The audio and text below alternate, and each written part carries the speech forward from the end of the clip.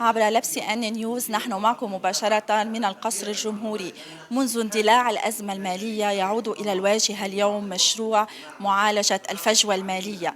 عقد مجلس الوزراء جلسة برئاسة رئيس الجمهورية العماد جوزيف عون وبرئاسة رئيس الحكومة الدكتور نواف سلام وبحضور جميع الوزراء، وعلى جدول أعماله 3 بنود وأبرزها معالجة الانتظام المالي والفجوة المالية، إضافة إلى بند التعيينات ولا سيما تعيين رئيس مجلس إدارة ومدير عام المؤسسة العامة لتشجيع الاستثمارات وأعضاء مجلس إدارتها، فضلا عن مشروع اتفاقية بين المملكة العربية السعودية والجمهورية اللبنانية حول تشجيع وحماية الاستثمارات المتبادلة. وبحسب المعلومات التي حصلنا عليها فإن مشروع قانون الفجوة المالية لن يقر اليوم ولن يخرج من مجلس الوزراء ولن يبصر النور إلا في جلسات متعددة ومتلاحقة.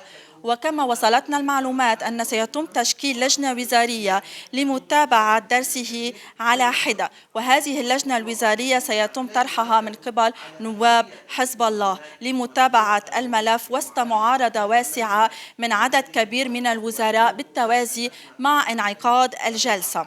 كذلك نظمت صرخة المذيعين أيضا اعتصاما عند مفرق القصر الجمهوري معارضة على هذا القانون، اعتراضا على مشروع القانون، معتبرين أنه غير منصف وغير محق في حق المودعين.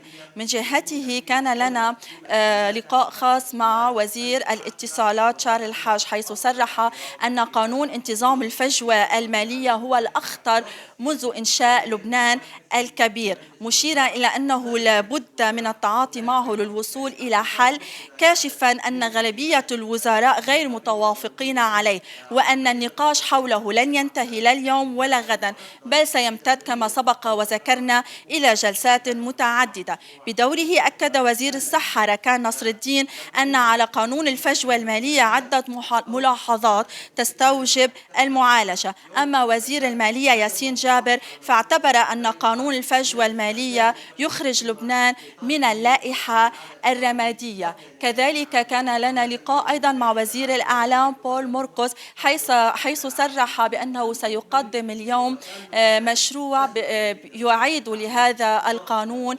يدعمه بالأحرى، وهو مطالعة قانونية تهدف إلى التوصل لصيغة توافقية بين المودعين وجمعية المصارف. إذن هذه كانت الأجواء قبيل انعقاد الجلسة، نحن بانتظار أي جديد لكي نوافيكم به.